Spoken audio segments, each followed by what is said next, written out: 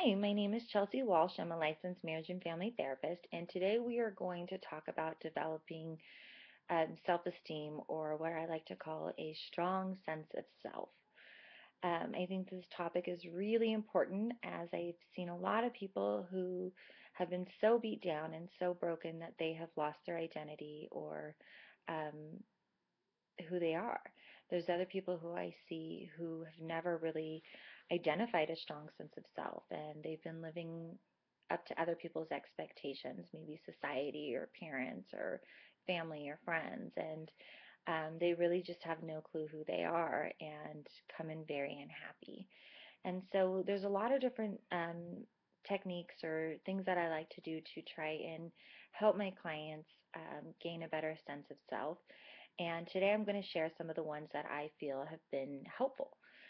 So the first thing that I'm recommending is to be curious about yourself. And what does that mean? So that means to start getting to know who you are without judgment. What your likes are, your dislikes, what are things that you want to be, or maybe things that you strongly believe in that you've never expressed before. And a great way to do this is to spend some time journaling. Journaling each day, just your thoughts and your feelings, and reading back and seeing what makes sense to you. Another thing that I like to suggest is expressive art therapy, where you just, give yourself an hour and some time and some space to just really free flow and express your emotions through art. Something else that I do in therapy is called sand tray therapy, and that's really helpful for clients where, they create a story or their world in the sand, and we spend some time analyzing it and looking at the different possibilities. And so that's kind of the first step that I like to recommend. The second thing that I think is really important to look at is to look at the underlining messages that you receive from childhood. And what were some of those messages? Were you told that you were fat, or you weren't pretty enough, or not smart enough? Were there or nonverbal messages such as, children should be seen and not heard? Did you feel unimportant? What were some of those messages, and how are you carrying those messages with you today? And it's really helpful to make a list of those things and to start looking at them and seeing what's true, what's not true, and what might be a possibility. And from then, we want to look at where are the areas that we can improve. And a great way to do this is through self-affirmations and giving yourself positive words every day. And a great exercise that I think is really cool is to, what do you need?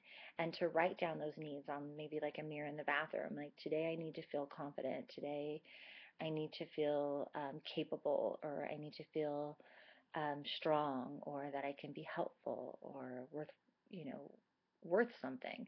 And to start reprogramming those negative messages and replacing those with positive things about yourself. And this is hard work. You have to do it every single day, and start figuring out who you are, and how you can be a happier person.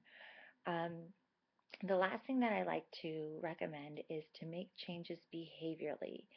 And this is really hard because changing our behavior is uncomfortable. And what does that mean? It means getting out of your comfort zone and doing the things that you always wanted to do but were too afraid to. And I think that, if we can make changes behaviorally, we see huge changes mentally. And it can be something very simple, talking to a stranger, or sharing something that you're insecure about with somebody, and letting people in. I think a lot of the times we're surprised that our worst judgment is our judgment on ourselves. We are definitely our harshest critics. So those are just a few things that I think are helpful. If you'd like to know more about me, please feel free to visit my website. It's www.walsh, W-A-L-S-H, therapy, therapy.com. I also offer online sessions through Skype, telephone, and email consultation for California residents. So Anyways, I wish you the best of luck on your journey.